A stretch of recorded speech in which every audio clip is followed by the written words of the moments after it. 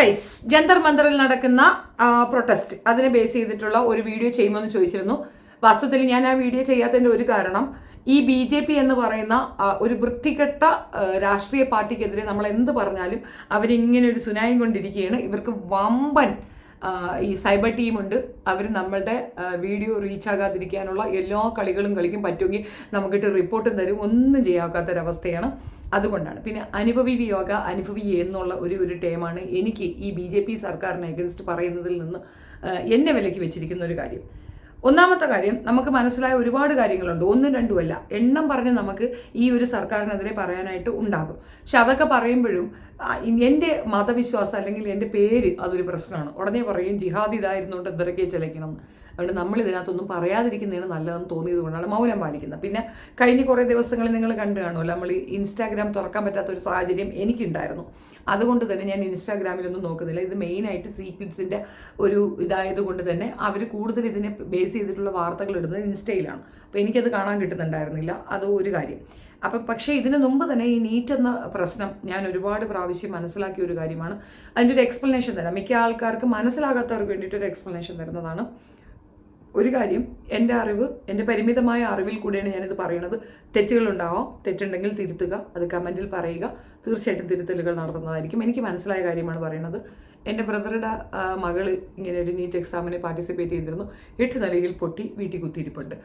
Engineering കോഴ്സിനുണ്ടോ എന്ന് എനിക്കറിയത്തില്ല. എഞ്ചിനീയറിംഗിനും ഉണ്ടെന്നാണ് എൻ്റെ ഒരു അറിവ്. BDS MBBS കോഴ്സുകൾക്കാണ് നീറ്റ് എക്സാം പാസ്സാകണം എന്നുള്ള ഒരു മസ്റ്റ് ഇത് വന്നിട്ടുള്ളത്. CBSE സ്കൂളുകളും തമ്മിൽ എന്തോ ബന്ധമുണ്ടെന്ന് തോന്നുന്നു. CBSE സ്കൂളുകളിലൊക്കെ തന്നെ ഈ പ്രൊട്ടസ്റ്റ് പാർട്ടിസിപ്പേറ്റ് ചെയ്തിട്ട് അവർ സമരത്തിലാണുള്ളത്. ഇതുവരെ അറിവാണ്. ഇപ്പോൾ കഴിഞ്ഞ 2 ദിവസമായിട്ട് ഈ പ്രൊട്ടസ്റ്റിൽ അവർ പാർട്ടിസിപ്പേറ്റ് ചെയ്യുന്നുണ്ട്. സ്കൂളുകൾ അവധി പ്രഖ്യാപിച്ചിരിക്കുകയാണ്. CBSE സ്കൂളുകളുടെ കാര്യമാണ് ഞാൻ പറഞ്ഞത്. എനിക്കങ്ങനെയാണ് മനസ്സിലായിട്ടുള്ളത്. അപ്പോൾ ഈ നീറ്റിൻ്റെ ഒരു പ്രോബ്ലം എന്തെന്ന് പറഞ്ഞാൽ, നീറ്റ് കൊണ്ടുവന്നതാരെന്ന് ചോദിച്ചു കഴിഞ്ഞാൽ UPA സർക്കാരാണ്. കോൺഗ്രസ്സുകാർ തന്നെ കൊണ്ടുവന്നതാണ്. ഇവറ്റുകളുടെ മെയിൻ പ്രോബ്ലം ഇതാണ്. എന്തെങ്കിലും മണ്ടത്തരങ്ങൾ കൊണ്ടുവരും, അത് ഇവന്മാർ അത് മുടുക്കെടുത്ത് വാളച്ചൊടിച്ച് തടിച്ച് കുത്തി മറ്റൊരു തലത്തിലേക്ക് കൊണ്ടുപോകും. പിന്നെ കോൺഗ്രസും BJPയും തമ്മിൽ വലിയ ദൂരമൊന്നുമില്ല, നമുക്ക് മനസ്സിലായില്ലേ. പട്ടേലയുടെ പ്രതിമ ഉണ്ടാക്കിയപ്പോഴും തന്നെ നമുക്ക് മനസ്സിലായില്ലേ ഇവറ്റുകളുടെ അന്തർധാര സജീവമാണെന്നുള്ളത്. അപ്പോൾ അതവിടെ നിൽക്കട്ടെ. നീറ്റിൻ്റെ പ്രശ്നം എന്താണെന്ന് പറഞ്ഞു കഴിഞ്ഞാൽ, ഇതൊരു കോഴ്സാണ് കേട്ടോ. ഇതിപ്പോൾ നമ്മൾ ഇത്ര 1 വർഷം പഠിക്കുക, 2 വർഷത്തെ കോഴ്സുണ്ട്. അതേപോലെ 11th പഠിക്കുമ്പോൾ നമുക്കിത് അനുബന്ധമായിട്ട് പഠിക്കാൻ പറ്റും. 12th 11th പഠിക്കാൻ പറ്റും. അതായത് ഇതൊരു സ്പെസിഫിക് ഐച്ഛിക വിഷയമായിട്ട് തന്നെ ഇതെടുത്ത് വെച്ച് പഠിച്ച് മെനക്കെട്ട് കുട്ടികൾ ഈ എക്സാം അറ്റൻഡ് ചെയ്യുകയാണ്. അതുമാത്രമല്ല, നീറ്റ് എക്സാമിന് 1 മിനിറ്റ് 1 സെക്കൻഡ് മാറിയാൽ അവർ എൻട്രൻസ് അനുവദിക്കത്തില്ല. 1 ഇയറോ 2 ഇയറോ ഈ കോഴ്സ് പഠിക്കാൻ വേണ്ടി കടം വാങ്ങി, അത് വാങ്ങി, ഇത് വാങ്ങി ആ കോഴ്സ് പഠിച്ച് പ്രാക്ടീസ് ചെയ്തിട്ട് അത് എക്സാം എഴുതാൻ വരുമ്പോൾ 1 മിനിറ്റ് വ്യത്യാസത്തിൽ അവർ അകത്തേക്ക് കടത്തി വിടാത്തൊരു സാഹചര്യമുണ്ട്. അങ്ങനെ വരുമ്പോൾ നിരാശ കൊണ്ട് കുട്ടികൾ പലതും ചെയ്യും. ജീവൻ ഉപേക്ഷിച്ച കുട്ടികളാണ് അധികം. 99ഓളം കുട്ടികൾ അങ്ങനെ ജീവൻ വെടിഞ്ഞിട്ടുണ്ടെന്നാണ് അറിവ്. എന്തു തന്നെ ആയിരുന്നാലും നീറ്റ് പരീക്ഷ വേണ്ട എന്നുള്ളൊരു അഭിപ്രായക്കാരിയാണ് ഞാൻ. ബേസിക്കലി പറഞ്ഞാൽ നമ്മളിപ്പോൾ 11th 12th വരെ പഠിക്കുന്നുണ്ട്, ഇന്ന വിഷയങ്ങൾ എടുക്കുന്നുണ്ട്. ഇപ്പം അതിനകത്ത് തന്നെ ഇതുണ്ട്. ഞാനൊക്കെ പഠിച്ച സമയത്തെന്ന് പറഞ്ഞു കഴിഞ്ഞാൽ first group, second group, third, fourth ഇങ്ങനെയായിരുന്നു. തേർഡൊക്കെ എന്ന് പറയുമ്പോൾ തേർഡ് ഗ്രൂപ്പ് എന്നൊക്കെ പറയുന്നത് പൊളിറ്റിക്കൽ സയൻസ് അങ്ങനെയുള്ളതൊക്കെയാണ്. ഫസ്റ്റും സെക്കൻഡും ഒക്കെയാണ് ഈ എഞ്ചിനീയറിംഗ്, BSc നഴ്സിംഗ്, BSc ഒക്കെ പോകാൻ പറ്റുന്നത്. മറ്റേതൊക്കെ BA ലിറ്ററേച്ചറൊക്കെ എടുക്കുന്നത്. അങ്ങനെയാണ് കാറ്റഗറൈസ് ഉണ്ടായിരുന്നത്. 4th ഗ്രൂപ്പ് എന്ന് പറയുന്നത് BCom ഒക്കെ എടുക്കാമെന്ന് തോന്നുന്നു. അങ്ങനെയാണ്. അപ്പോൾ അതുപോലെ ഒരു സെക്ഷൻ ഇപ്പോഴും ഉണ്ട്. ഇതിൻ്റെയൊക്കെ ഒരു വേരിയേഷൻസ് ഒന്നും കൃത്യമായിട്ട് അറിയത്തില്ല. നമുക്ക് നമ്മുടെ സമയത്തുള്ള കാര്യങ്ങളെ അറിയുള്ളൂ. ഇപ്പോഴത്തെ കുട്ടികൾ തന്നെ സ്വയം ഹാൻഡിൽ ചെയ്യുന്ന ഒരു രീതിയാണ് കണ്ടത്. ഞാനും അങ്ങനെയൊക്കെ തന്നെയായിരുന്നു. നമ്മുടെ കാലഘട്ടമായിരുന്നു എന്നുള്ളതാണ്. പ്രീ ഡിഗ്രി സമയമാണ്. ഇപ്പോൾ അത് +2 ആയിട്ട് മാറിയിട്ടുണ്ട്. നീറ്റ് എക്സാം എന്ന് പറയുന്ന സാധനം ആദ്യം നമ്മൾ എഴുതുന്നു. രണ്ടാമത് അതിൻ്റെ വാല്യുവേഷൻ വരുന്ന സമയത്ത് ഇതിൻ്റെ ചോദ്യപേപ്പർ ലീക്ക്ഡ് ആയെന്ന് പറഞ്ഞിട്ടൊരു പ്രോബ്ലം വരുന്നു. അതിനോടനുബന്ധിച്ച് ഇത് റദ്ദ് ചെയ്യപ്പെടുന്നു. വീണ്ടും റീറൈറ്റപ്പ് ചെയ്യേണ്ടി വരുന്നു. അപ്പോൾ കുട്ടികളുടെ സമയം എത്ര പോകുന്നുണ്ട്. അതുമാത്രമല്ല, പഠിച്ച കുട്ടികൾ, പഠിച്ച എക്സാം എഴുതിയ കുട്ടികൾക്ക് അത് റദ്ദ് ചെയ്യപ്പെടുന്ന ഒരു സാഹചര്യം വരുമ്പോൾ അവരനുഭവിക്കുന്ന ആ ഒരു വിഷമം, ഇത് എല്ലാം കൂടെ ബേസ് ചെയ്തിട്ടാണ് ഈ നീറ്റിനെതിരെ ഇപ്പോഴത്തെ കുട്ടികൾ ഇറങ്ങി നിൽക്കുന്നത്. ഇത് കുഞ്ഞുങ്ങളുടെ തന്നെ ഒരു പ്രൊട്ടസ്റ്റ് ആണെങ്കിൽ പോലും ഇപ്പോൾ കുറേ രാഷ്ട്രീയക്കാർ വന്നിട്ട് അവരുടെ ലാഭേശയ്ക്ക് അതിനകത്ത് കുത്തിക്കയറിയിട്ടുണ്ട്. ഇതോടുകൂടി BJP പിടിച്ചങ്ങ് താഴെ ഇറക്കാമെന്ന് സ്വപ്നം കണ്ടുകൊണ്ടാണ് കോൺഗ്രസ്സുകാർ അങ്ങോട്ട് വന്നിരിക്കുന്നത്. ആക്ച്വലി നടക്കുന്ന കേസല്ല. പിന്നെ ഇൻഡെപ്തിൽ അവർക്ക് ഇതിനകത്ത് ഇടപെടാൻ ഒക്കത്തില്ല. നീറ്റ് സാധനം കൊണ്ടുവന്നത് വെച്ചോളാണ് ആര്? കോൺഗ്രസ്സുകാരാണ്. അതേപോലെ ഗോവധ നിരോധന നിയമം കൊണ്ടുവന്നതും അവരാണ്. അത് മറ്റൊരു വേർഷനിലേക്ക് ഇവർ കൊണ്ടുവന്നത് ഇവർ. അത്രയേ ഉള്ളൂ. രണ്ടും ബോത്താർ മാത്തമെറ്റിക്സ് എന്നാണ് എനിക്ക് പറയാനുള്ളത്. ഇങ്ങനൊരു എക്സാമിൻ്റെ ആവശ്യമില്ല എന്നുള്ളത് എൻ്റെയും വാദം. ഒന്നാമത്തെ കാര്യം, നമ്മൾ ഇത്രയും പഠിച്ചു കഴിഞ്ഞു, പിന്നെ അതിൻ്റെ ആ മാർക്കിൻ്റെ ബേസ് ചെയ്തിട്ട് അവിടെ ഒരു എൻട്രൻസ് എക്സാം വെക്കുന്നതിന് പകരം മൊത്തം ഇന്ത്യ മൊത്തത്തിൽ ഒറ്റ അത് എല്ലാവരും എഴുതണം. അതിൽ എവിടെയെങ്കിലും ഒരു പാകപ്പിഴ വന്നാൽ അല്ലെങ്കിൽ ഒരു ചോദ്യപേപ്പർ ചോർച്ച വന്നു കഴിഞ്ഞാൽ ഈ എഴുതിയവരെല്ലാവരും പ്രതികൂട്ടിലാകുന്നു. അവരുടെ എല്ലാം വാല്യുവേഷൻ എടുത്ത് ദൂരെ കളയുന്ന ഒരവസ്ഥ വരുമ്പോൾ അത് പ്രശ്നമാണ്, ഗുരുതരമായ പ്രശ്നമാണ്. അപ്പോൾ ഇതിനെ അനുബന്ധിച്ചിട്ട് ഇപ്പോൾ കുട്ടികൾ നടക്കുന്ന ഒരു വിഷയത്തിൽ ഉത്തരവാദികളായവർ കർശനമായിട്ട് കേന്ദ്ര വിദ്യാഭ്യാസ മന്ത്രി ധർമ്മേന്ദ്ര പ്രധാൻ, പേര് നോക്കിയതാണ് കേട്ടോ, അദ്ദേഹം രാജിവെക്കണം എന്നാണ് പറയുന്നത്. എനിക്കത് അത്ര പ്രാക്ടിക്കലായിട്ട് തോന്നുന്നില്ല. അയാൾ രാജിവെച്ചാൽ എന്തോന്നാണ്, അടുത്ത ആൾ വരും, ഇതിനെക്കാട്ടിയും വലിയ ഉണ്ടംപൊരി വെച്ചാൾ കാണിക്കും. എൻ്റെ ഒരു അഭിപ്രായം പറയുകയാണെങ്കിൽ നീറ്റ് എന്ന് പറയുന്ന സംഗതിയെ വേണ്ട എന്ന് പറയുന്നതാണ് മിടുക്ക്. അതാണ് അതിൻ്റെ രീതി. പിന്നെ കുട്ടികളോട് നടന്നത് തന്നെ പിള്ളേർ ടെററാണ്. ഒന്നാമത്തെ കാര്യം, നമ്മളിപ്പോൾ കാറ്റഗറൈസ് ചെയ്ത് പറയുന്നതല്ല, ഒരു പ്രൊട്ടസ്റ്റിലേക്ക് ഇറങ്ങുന്നത് ആരാണ് എന്നുള്ളത് വളരെ അർത്ഥവത്തായ ഒരു കാര്യമാണ്. ഇറങ്ങുന്ന ആൾക്കാരുടെ വീര്യബോധം, അത് പ്രശ്നം. കുട്ടികളാണെങ്കിൽ ഒരു രക്ഷയുമില്ലാത്ത കാര്യമാണ്. മെയിൻ റീസൺ എന്താണെന്നറിയുമ്പോൾ, ഇപ്പം നമ്മൾ ജല്ലിക്കെട്ടിൻ്റെ കാര്യം കണ്ടിരുന്നു. ജല്ലിക്കെട്ടിൻ്റെ കേസ് വന്നപ്പോഴത്തേക്ക് മൊത്തം ഇന്ത്യ ഒട്ടാകെ നിരോധനം വന്നപ്പോഴും അവിടെ അത് നിരോധിക്കാൻ പറ്റിയിട്ടില്ല. എന്തുകൊണ്ട് പറ്റിയില്ല? കുട്ടികളെ എതിർത്തത് എന്തുകൊണ്ടാണ്? കുട്ടികളെ അങ്ങനെ നൂട്ടി വിട്ടതാണ് എന്നുള്ളതാണ് തമിഴ്നാട്ടിൽ. പക്ഷെ അത് യഥാർത്ഥത്തിൽ വർക്കൗട്ടായി എന്നുള്ളതാണ്. അതേപോലൊരു സാധനം തന്നെയാണ് ഇപ്പോൾ ഈ നീറ്റ് എക്സാമിന് നടക്കുന്നത്. നീറ്റേ വേണ്ടെന്ന് വെക്കണമെന്നുള്ളതാണ് എൻ്റെ ഒരു അഭിപ്രായം. അത് വേണ്ട എന്ന് വെക്കണം. കുഞ്ഞുങ്ങൾ ഇറങ്ങുമ്പോൾ ഉള്ള ഒരു പ്രത്യേകത എന്തെന്ന് വെച്ച് കഴിഞ്ഞാൽ, ഇപ്പം നമ്മുടെ ആ പ്രായത്തിലുള്ളൊരു കുട്ടി എന്ന് പറയുന്നത് നമ്മുടെ പ്രതീക്ഷയാണ്, കുടുംബത്തിൻ്റെ പ്രതീക്ഷയാണ്, രാജ്യത്തിൻ്റെ പ്രതീക്ഷയാണ്. രാജ്യത്തിൻ്റെ പ്രതീക്ഷ ഉണ്ടോ ഇല്ലയോ എന്നുള്ളതൊക്കെ അവിടെ നിൽക്കട്ടെ, കുടുംബത്തിൻ്റെ പ്രതീക്ഷയാണ്. ആ കുട്ടിക്ക് എന്തെങ്കിലും സംഭവിച്ചു കഴിഞ്ഞാൽ കുടുംബം ആകെ അവതാളത്തിലാകും. കാരണം ഇത് വളർന്നു വന്ന് ഇതൊരു ജോലിക്ക് കയറിയിട്ട് ഇവിടെ നമുക്കൊന്ന് കുത്തിയിരിക്കാമെന്ന് വിചാരിക്കുന്ന ആ ഒരു മധ്യവയസ്ക ടീം ഓട്ടോമാറ്റിക്കലി കുട്ടികളുടെ ഭാഗത്തേക്ക് തിരിയും. ഇനി കുറച്ച് പ്രായം ചെന്നവരാണെങ്കിൽ അവരുടെ ചെറുമക്കളായിരിക്കും ഇതിനകത്ത് ഇറങ്ങി നിൽക്കുക. അവർക്ക് സപ്പോർട്ടീവായിട്ട് നിൽക്കും. ഇത് പ്രായം ചെന്നവരാണ് ഇത് നടക്കുന്നെങ്കിൽ ഇതിനൊന്നും വേറെ പണിയില്ല, അതൊക്കെ എന്തെങ്കിലും കാണിക്കട്ടെ എന്ന് പറഞ്ഞ് ബാക്കിയുള്ളത് ഇഗ്നോർ ചെയ്യും. മധ്യവയസ്ക ടീമിലുള്ളവരാണെന്നുണ്ടെങ്കിൽ അവർ പറയും കുടുംബം നോക്കണ്ടേ, വീട്ടിൽ പോകും, പിന്നെ അത്യാവശ്യം ആരോഗ്യത്തിൽ അസ്ഥിരതകളും ഉണ്ടാകും. ഇത് യാതൊന്നും ബാധിക്കാത്ത ടീമാണ് ഈ ജെൻസി. ഒരു രക്ഷയില്ലാത്ത പിള്ളേരാണ്. അവർക്ക് മുന്നും പിന്നും നോക്കാനില്ല. അവർക്ക് ഈ ഒരു വിഷയത്തിൽ അവർ സ്ട്രോങ് ആയിട്ട് നിൽക്കുന്നുണ്ടെങ്കിൽ സക്സസ് അവർക്കൊപ്പമാണ് എന്നുള്ളത് തർക്കമേ വേണ്ട. പിന്നെ ഇപ്പോൾ സിനിമാ മേഖലയിൽ നിന്നുള്ളവരൊക്കെ തന്നെ സപ്പോർട്ടുമായിട്ട് ഇറങ്ങിയിട്ടുണ്ട്. അതൊരു നല്ലൊരു പോസിറ്റീവ് വൈബാണ്. ഞാൻ എപ്പോഴും പറയുന്നത് കണക്ക് സിനിമ എന്ന് പറയുന്ന വേൾഡ്, അതിൽ കൂടെ ആളുകൾക്ക് കുറേയധികം മെസ്സേജ് കൊടുക്കാൻ പറ്റും. നല്ലതും കൊടുക്കാം, റാങ്ങും കൊടുക്കാം. അതിൽ ഗുഡ് മെസ്സേജസ് ആണ് ആളുകളിലേക്ക് കൺവേ ആകുന്നത്. അതിലൊരു മെസ്സേജാണ് ഇപ്പോൾ കൊടുക്കുന്നത്. ഇതിൽ സൽമാൻ ഖാൻ പറഞ്ഞ ഒരു സ്റ്റേറ്റ്മെൻറ്റാണ് എനിക്കും പറയാനുള്ളത്. ഇത് രാഷ്ട്രീയവൽക്കരിക്കരുത്, ഇത് കുട്ടികളുടെ പ്രശ്നമാണ്, അത് അങ്ങനെ തന്നെ കാണുക. അല്ലാതെ നാളെ പിറ്റേന്ന് BJP പിടിച്ച് താഴെ ഇറക്കാതെ പറഞ്ഞുകൊണ്ട് ഈ തുള്ളൽ കാണിക്കുന്നുണ്ടെങ്കിൽ അത് പ്രാക്ടിക്കലാകുമെന്ന് എനിക്ക് തോന്നുന്നില്ല. പിന്നെ ഇവിടെയുള്ള നമ്മുടെ നാട്ടിലുള്ള കേരളത്തിലുള്ള കുറേ എണ്ണം ഇതിന് എഗൻസ്റ്റ് ആയിട്ട് കുറേ സ്റ്റേറ്റ്മെൻ്റ് ഒക്കെ കൊണ്ടുവന്നിട്ടുണ്ട്. അതായത് കുട്ടികൾക്ക് എഗൻസ്റ്റ് ആയിട്ട് ഗവൺമെൻറ്റിനെ സപ്പോർട്ട് ചെയ്യാൻ വേണ്ടിയിട്ട്. അതാണ് ഞാൻ പറഞ്ഞത്, രാഷ്ട്രീയവൽക്കരിച്ചുകൊണ്ട് വരരുതേ, വാഴകളെ ഞൊണ്ണകളെ, അതല്ല സംഗതി. സീരിയസ്ലി കുട്ടികളുടെ പ്രശ്നമാണത്. അവരനുഭവിച്ച ബുദ്ധിമുട്ടാണ് അവർ മുന്നോട്ട് വയ്ക്കുന്നത്. ഇത്രയും കുട്ടികൾ ജീവൻ വെടിഞ്ഞ ഒരു വിഷയം, അതിനെ ബേസായി നടന്ന ഒരു സംഗതി, അതിൻ്റെ ഉത്തരവാദിത്തം ഏറ്റെടുത്തുകൊണ്ട് ഈ പറഞ്ഞ ധർമ്മേന്ദ്ര പ്രധാൻ രാജിവെച്ച് പുറത്തു പോകുന്നതായിരിക്കും ബെസ്റ്റ്. അതിൻ്റെ ഒപ്പം ഈ നീറ്റ് എന്ന സാധനം എടുത്ത് ദൂരെ കളയണം. അതത് മെഡിക്കൽ കോളേജുകളിൽ കുട്ടികൾക്ക് എൻട്രൻസ് എക്സാമിനേഷൻ വെക്കട്ടെ, അവരുടെ രീതിയിൽ അവർ വെക്കട്ടെ. അല്ല നീറ്റ് എന്ന് പറഞ്ഞൊരു സാധനം ഉണ്ടാക്കുകയും അതിന് 1 ഇയർ പഠിക്കുകയും അതിനുശേഷം അത് കണ്ടക്ട് ചെയ്തിട്ട് പിന്നെ അതിനുശേഷം അല്ല അവിടെ ഏതാണ്ട് കോത്താഴത്ത് ഒരിടത്ത് ഇതിൻ്റെ പേപ്പർ ചോർച്ച ഉണ്ടായി, അതുകൊണ്ട് ഇത്രയും പേര് ഇന്ത്യ മൊത്തം എഴുതിയതെല്ലാം തന്നെ റോങ് ആണ്, എല്ലാം ഞങ്ങൾ റദ്ദ് ചെയ്തിരിക്കുന്നു എന്ന് പറയുന്നത് നീതിയില്ലാത്തൊരു സംഗതിയാണ്.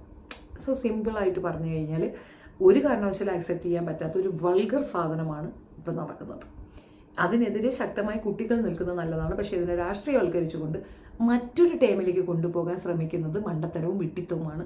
പിന്നെ എന്താണെന്നറിയാം, ഉന്തിൻ്റെ കൂടെ ഒരു തള്ളു എന്നുള്ള രീതിയിൽ ഇത് നടക്കും. ഞാനിതിന് മെയിനായിട്ട് കണ്ടെന്ന് പറഞ്ഞാൽ പ്രിയങ്ക ഗാന്ധിയും രാഹുൽ ഗാന്ധിയും കാണിക്കുന്ന പേപ്പട്ടി ഷോയാണ്. അല്ല, അത് അവരെ പറഞ്ഞിട്ട് കാര്യമില്ല, നമ്മുടെ കേരളത്തിൽ നിന്ന് കുറേ പേപ്പട്ടികൾ അങ്ങോട്ട് പോയിട്ടുണ്ട്. പട്ടി ഷോയാണ് എന്നാണ് എനിക്ക് പറയാനുള്ളത്. അത് ഒരു രസവും ഇല്ല കേട്ടോ. നിങ്ങൾ വെറുതെ അതിൻ്റെ ഇടയിൽ കൂടെ കുത്തിക്കയറി വലിയ ആളാവാൻ നോക്കുന്നതായിട്ടാണ് എനിക്ക് ഫീൽ ചെയ്യുന്നത്. ഒരു ആത്മാർത്ഥതയുള്ള വർത്തമാനമൊന്നും അവർ പറയുന്നതായിട്ട് തോന്നിയില്ല. ഇത് ഞാൻ മാത്രമല്ല, അവിടെ പിന്നെ പട്ടിണി സമരത്തിന് കിടന്ന വ്യക്തി കൂടെ അദ്ദേഹത്തിൻ്റെ ഭാര്യയും പറയുന്നുണ്ട് ആത്മാർത്ഥത ഇല്ലാതെയാണ് ഇവറ്റുകൾ അവിടെ കിടന്ന് പെർഫോം ചെയ്യുന്നതെന്ന് അവരും പറയുന്നുണ്ട്.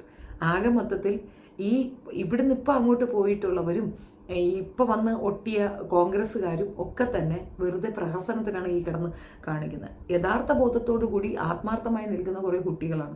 അവർ കാണിക്കുന്ന കുരുത്തക്കേട് കണ്ട ചിരിക്കാനും ഉണ്ട്. കുറേ ഇതിലൊരു കുട്ടി മരണപ്പെട്ടിട്ടുണ്ട്, വിഷമിക്കാനുമുണ്ട്, അതില്ല എന്ന് പറയുന്നില്ല. ഈ കുറേ സമരമൊക്കെ ഞാൻ കണ്ടു. ഈ വാട്ടർ ബോംബ് അടിക്കുന്നുണ്ടല്ലോ അവർ, വന്നിട്ട് വെള്ളം പിള്ളേരവിടെ നിന്ന് കുളിക്കുക, അതിന് എതിർത്ത് ഡാൻസ് കളിക്കുക, തല്ല് കൊള്ളുമ്പോൾ അടിയടാ നീ അടിച്ചോ എന്ന് പറഞ്ഞിട്ട് സ്ട്രോങ് ആയിട്ടിരിക്കുക. അതാണ് ഞാൻ പറഞ്ഞത്, ഏജ് ഒരു പ്രോബ്ലമാണ്. ഈ പ്രായത്തിലുള്ള കുട്ടികളെ അടക്കുക എന്നുള്ളത് സംഭവമേ അല്ല. ഒരു ജീവൻ പിടിഞ്ഞ് നിൽക്കും. മറ്റുള്ളവരെ പോലെയല്ല. മറ്റുള്ളവർ കുറേ കൂടെ ചിന്തിക്കും, എനിക്കെന്തെങ്കിലും സംഭവിച്ചാൽ കുടുംബത്തിലേക്ക് ആര്, കുറച്ച് മുതിർന്നവരാണെങ്കിൽ അവരുടെ ആരോഗ്യ പ്രശ്നം അവർ കൺസേൺ ചെയ്യും. ഈ കുട്ടികൾക്ക് അതൊന്നുമില്ല.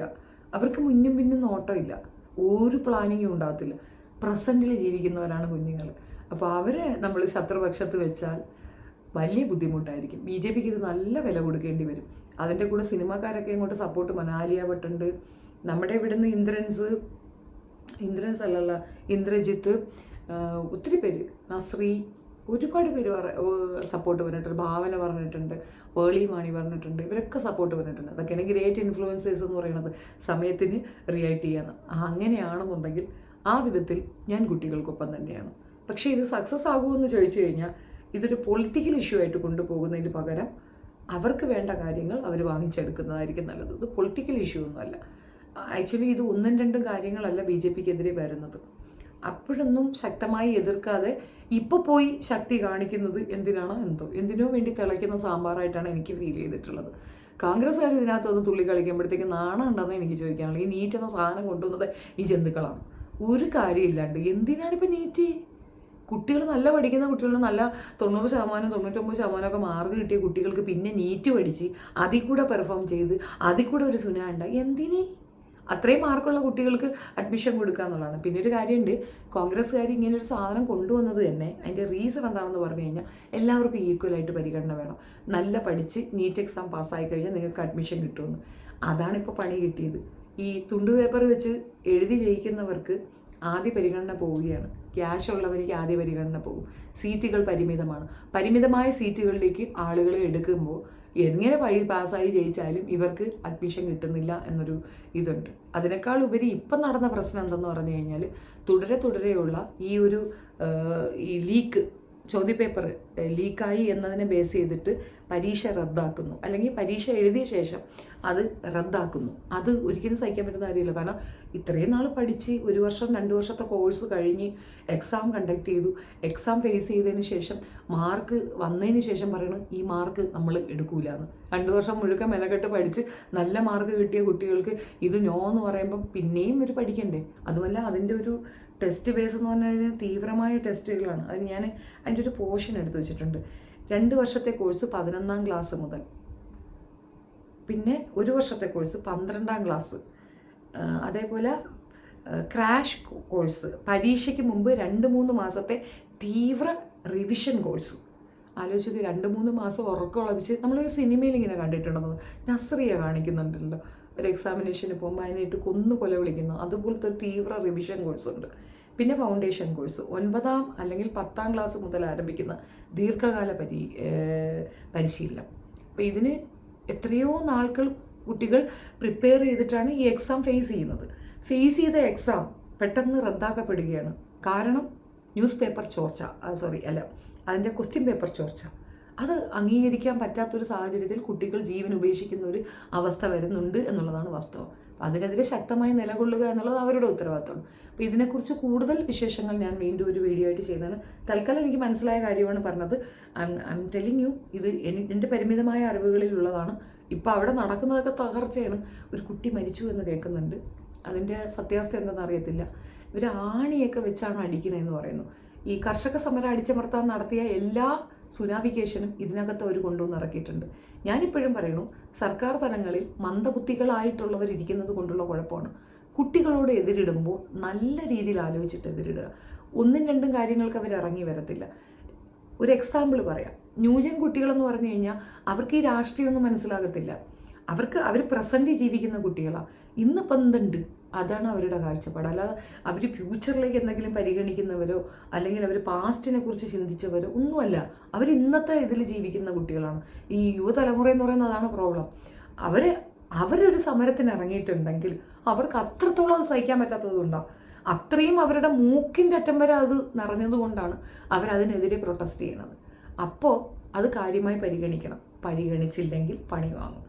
എത്ര പ്രോബ്ലമായി? 1-2 പ്രോബ്ലമാണ്. നാണമുണ്ടോ BJP-കാരെന്ന് എനിക്ക് ചോദിക്കാനുള്ളൂ. ഇതിനൊക്കെ വക്കാലത്ത് പറയുന്ന നാറികളോട് നെടുവിരൽ നമസ്കാരം മാത്രമേ പറയാൻ പറ്റൂ. പിന്നെ ദിയാ കൃഷ്ണ പറഞ്ഞത് ഞാനത് പിന്നെ ഒന്നും പറയുന്നില്ല കേട്ടോ. ഉടനെ സഭ്യതയും അസഭ്യതയും കൊണ്ടുവരും. അല്ലെങ്കിൽ നല്ല അസഭ്യ വർഷം പറയേണ്ട ഒരു സാധനമാണ് ആ പെണ്ണ് പറഞ്ഞത്. ചെവുത്ത കെട്ട ഒരു പെണ്ണ്. ഞാൻ അതിനെപ്പറ്റി ഒരു വീഡിയോ തന്നെ ചെയ്തിടുന്നുണ്ട്, അതിൽ കൂടെ പറയാം. ഇതിനകത്തത് ഞാൻ കുത്തിക്കയറ്റുന്നില്ല. നിങ്ങളുടെ അഭിപ്രായം കമൻറ്റിൽ പറയുക. വീഡിയോ ഇഷ്ടപ്പെട്ടാൽ ലൈക്ക് ചെയ്യുക, ഷെയർ ചെയ്യുക, സബ് ചെയ്യുക. Thank you.